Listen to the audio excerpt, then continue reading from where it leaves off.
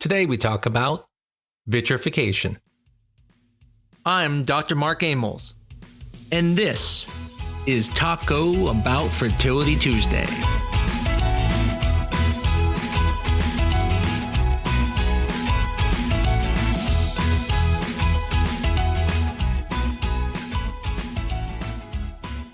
In the world of science, there are some amazing things that have been discovered. But one of those amazing things that wasn't originally created for the fertility world is vitrification. Vitrification is the flash freezing of cells without forming crystallization, which occurs when water freezes. What's important about this process is it allows us to do things such as freezing foods and still keep the taste and the texture normal, and allows us to freeze cells without damage to them. The term vitrification itself comes from the Latin word vitrum, meaning glass. And it originally referred to the process of turning materials into a glass-like state. The original reason for vitrification was to preserve tissues, such as cells. However, after fertility and research has taken over, it now allows us to do things such as freeze eggs, freeze embryos, and freeze stem cells. Now, to truly understand vitrification, you have to understand what came before it, and that was slow freezing.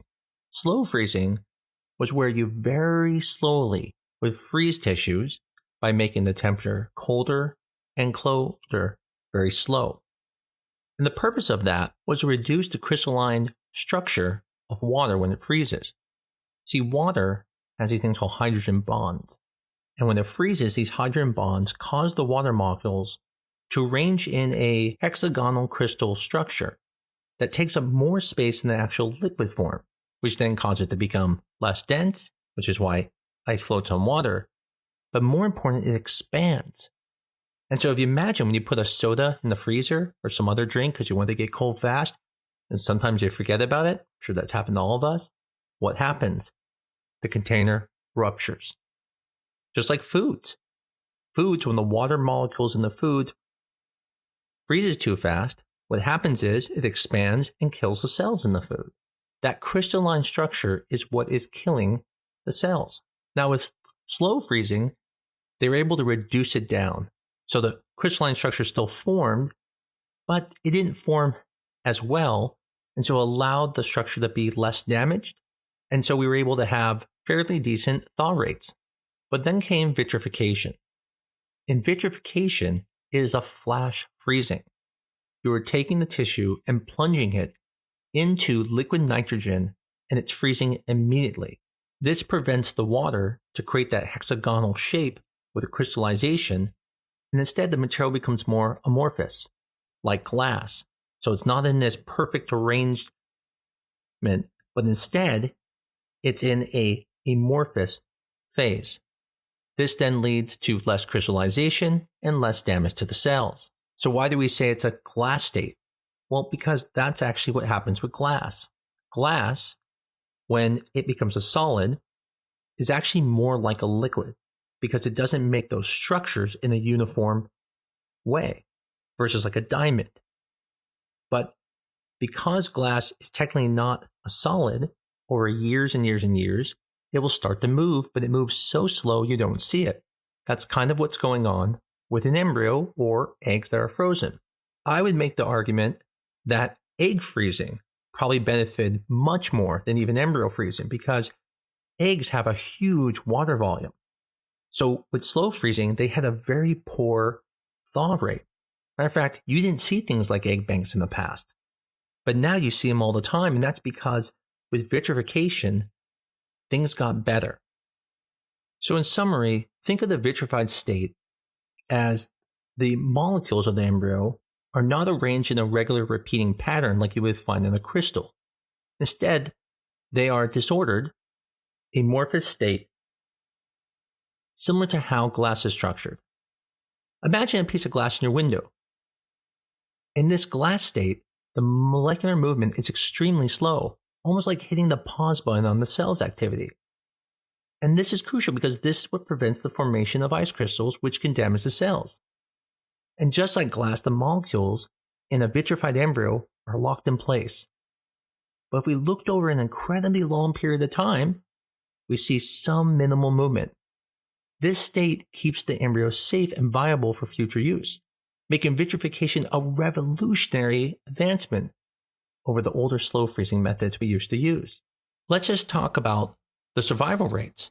So using slow freezing in the past, we would be happy if we saw survival rates of around 55 to 65%. The best clinics in the country were getting close to 90% survival rate. But even that wasn't very common, and that was only when they would freeze it as a PN, which is the very first cell structure after it fertilizes. And this is because of those crystal formations that occurred. Versus vitrification has a much higher survival rate after the thaw, exceeding well above 90%. Most clinics can boast around a 98, 99% chance of the embryo surviving the thaw. Even at our clinic, we usually go 6 months between having an embryo not survive the thaw. Once in a while, we'll get 2 in a row, but then we don't see it again for many, many months because it's just very unlikely the embryo is not going to survive the thaw because of crystal formation. Now, embryos could not survive the thaw for other reasons, such as mechanical failure in the straws or a nature of popping where sometimes when they go to thaw the embryo, it can pop. But the point is, it's still very, very rare. And this was a huge advancement because now we weren't scared to freeze them. See, prior to vitrification, everyone had the fresh transfer because everyone was afraid to freeze them. You froze embryos, but the chances weren't that good in the past. But when vitrification occurred, now we could freeze embryos. And that made so many changes. For example, when people used to have ovarian hyperstimulation, you would have to do a freeze-all, but you were always worried about it because it wouldn't thaw as well. And so there was a higher rate of ovarian hyperstimulation syndrome because you had to either just cancel patients or you had to take the risk of them getting ovarian hyperstimulation. Now with vitrification, we just freeze everything and we reduce the risk of them developing ovarian hyperstimulation syndrome as well as secondary ovarian hyperstimulation once getting pregnant. The donor pool exploded. In the past, if you wanted to use a donor egg, you basically had to have someone who would go through the IVF cycle for you, and then you would take those eggs and fertilize them with the sperm and then do a fresh transfer. That meant the donor had to be available, whether they were in school or not, you had to be available. It was literally a nightmare. And that's how all donors had to be done. But then, once we were able to freeze eggs, then we realized we could put donors through and build up these large reservoirs of donor eggs, and then people could pick them, making it first much faster because now you don't have to wait for someone to go through a process, but 2, have a broader span of donors that you can look at that maybe have different cultural aspects or physical characteristics that you want. Whereas before, you just found the person who'd be willing to do it for you. But even beyond that, the implantation rates became much higher. With slow freezing, we were seeing implantation rates as low as 18%. But with vitrification, we were seeing 40% and above. Even pregnancy rates were only 20 to 30% with slow freezing.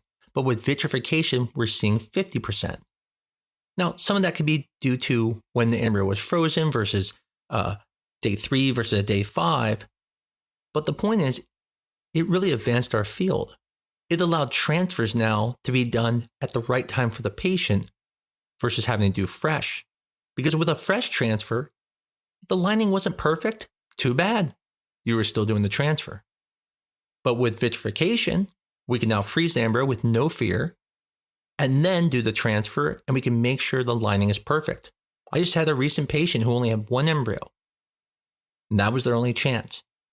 And I would see them, and their lining was good. It wasn't great, but it was good. And I tell them, listen, we get 1 shot at this. I think we should cancel the cycle. Let's wait till next month. And so we did. And eventually that lining looked perfect, and we did the transfer. And I'm happy to say I just spoke to them about a week or 2 ago, and they told me that they had their baby. That wouldn't have been possible without vitrification. When my wife and I went through, we had at best a 30 to 40% chance putting back 2 embryos that were fresh. Today, a single vitrified embryo being thawed and transferred into your body has a higher rate than 2 embryos did when we did it. Another area is egg freezing for elective purposes. Prior to vitrification, you could freeze your eggs, but the chances that you would actually thaw them and be usable were almost zero. But now, with vitrification, we have people freezing their eggs when they're young, or freezing their eggs maybe when they're dealing with cancer, and able to postpone having a child later in life. It also allows people to synchronize cycles. So if a donor can only go through at one point, but the recipient can only go through another time, things can be frozen until they're ready. Even beyond human fertility, it has allowed the animal world to be able to have better breeding programs, because now they can preserve the genetic materials of some of the best animals. And as I mentioned in the beginning, even beyond the medical industry, it has allowed the food industry to improve quality of the food and extend its shelf life. Even some of the drugs and vaccines that are sensitive to temperature changes are preserved using vitrification techniques to maintain their efficiency. Vitrification has truly transformed the fertility industry, bringing about remarkable improvements in the success rate of IVF treatments. The benefits of vitrification extend beyond even fertility and has revolutionized the way we preserve materials. It truly is fascinating clinically, but also as a scientist. It's quite amazing. It's, in my mind, one of the greatest advancements in science.